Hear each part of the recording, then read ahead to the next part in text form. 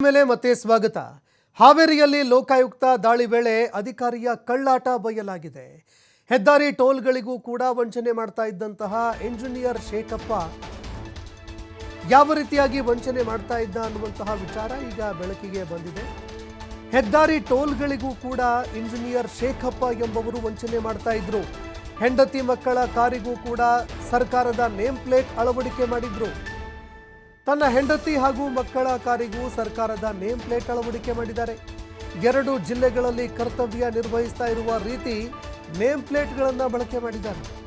ಚಿಕ್ಕಮಗಳೂರು, ಹಾವೇರಿ ಜಿಲ್ಲೆ 2 ನೇಮ್ ಪ್ಲೇಟ್ಗಳನ್ನು ಬಳಕೆ ಮಾಡಿದ್ದಾರೆ. ವೈಟ್ ಬೋರ್ಡ್ ಕಾರಿಗೆ ಚಿಕ್ಕಮಗಳೂರು ಜಿಲ್ಲೆ ಅಂತ ಅಳವಡಿಕೆ ಮಾಡಿದ್ದಾರೆ. ಯೆಲ್ಲೋ ಬೋರ್ಡ್ ಕಾರಿಗೆ ಹಾವೇರಿ ಜಿಲ್ಲೆ ಅಂತ ಅಳವಡಿಕೆ ಮಾಡಿದ್ದಾರೆ.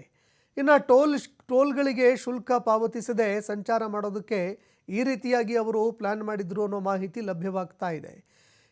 ಕೆಲವು ವರ್ಷಗಳ ಹಿಂದೆ ಚಿಕ್ಕಮಗಳೂರಿನಿಂದ ವರ್ಗಾವಣೆಯಾಗಿದ್ದರು. ಆದರೂ ಕೂಡ ಚಿಕ್ಕಮಗಳೂರು ಜಿಲ್ಲೆ ಹೆಸರಲ್ಲಿ ಒಂದು ವಾಹನ ಬಳಕೆ ಮಾಡ್ತಾ ಇರುವಂತಹ ವಿಚಾರ ಈಗ ಬೆಳಕಿಗೆ ಬಂದಿದೆ. ಅಂದರೆ 2 ಕಾರುಗಳನ್ನು ಬಳಕೆ ಮಾಡ್ತಾ ಇದ್ರು, ಅದು ಕೂಡ ಬೇರೆ ಬೇರೆ ನಂಬರ್ ಪ್ಲೇಟ್ಗಳನ್ನು. ಈ ಟೋಲ್ಗಳಲ್ಲಿ ತಿರುಗಾಡಬೇಕಾದ್ರೆ ಟೋಲ್ ದುಡ್ಡು ಉಳಿಸೋದಕ್ಕೂ ಕೂಡ ಅಧಿಕಾರಿ ಕಳ್ಳಾಟವನ್ನು ನಡೆಸ್ತಾ ಇರುವಂಥದ್ದು ಲೋಕಾಯುಕ್ತ ಅಧಿಕಾರಿಗಳು ದಾಳಿ ಮಾಡಿದಂತಹ ಸಂದರ್ಭದಲ್ಲಿ ಬಯಲಾಗಿದೆ.